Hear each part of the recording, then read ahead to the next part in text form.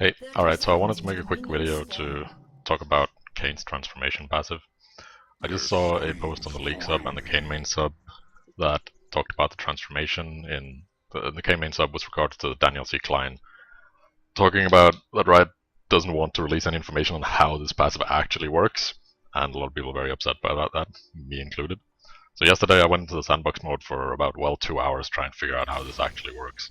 And what I found seems to be very opposed to the predominant understanding of the passive. Many seems to believe that it doesn't matter what you actually fill the bar with, it's just the last hit and what kind of orb that is that decides the transformation. I believe there's two separate meters, and the actual meter that you see on the portrait only shows the highest of the two. And I can demonstrate this by slashing in this dummy for a while to fill the meter. It gives you red orbs. After I combat for a bit, it fills the meter for a bit. Slash that for a bit more.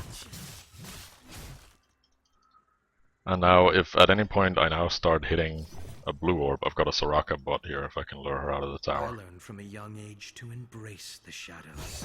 Darkness is a star. I can get a lot of these orbs, then go to combat, and you'll notice the bar doesn't increase at all. It doesn't even flash. You saw when I hit the red dummy, the bar flashed a little bit, and if I hit it enough, it visibly moved. Same did not happen when I hit the Soraka bot. This changes if I hit her enough.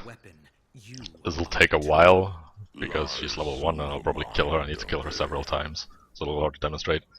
But if I hit her enough, you'll see the bar starts to move again and flash when you hit. And what I believe that this means that now the blue bar is the predominant one. And at the same time, that means that if you then start hitting red ones, you won't see it flashing again until the red one becomes the predominant one.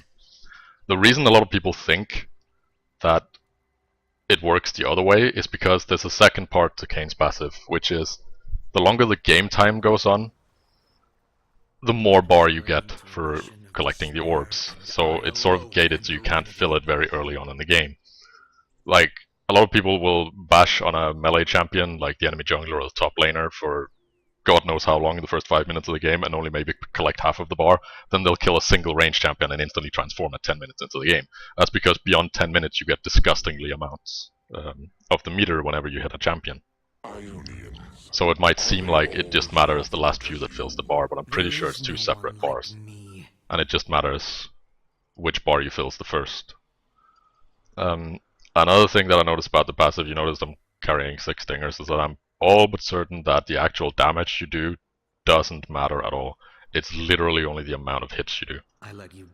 I tried hitting a dummy with 6 infinity edges for 6,000 damage, and I got basically nothing of the bar compared to if I slashed it here like 15 times or so for 600 damage.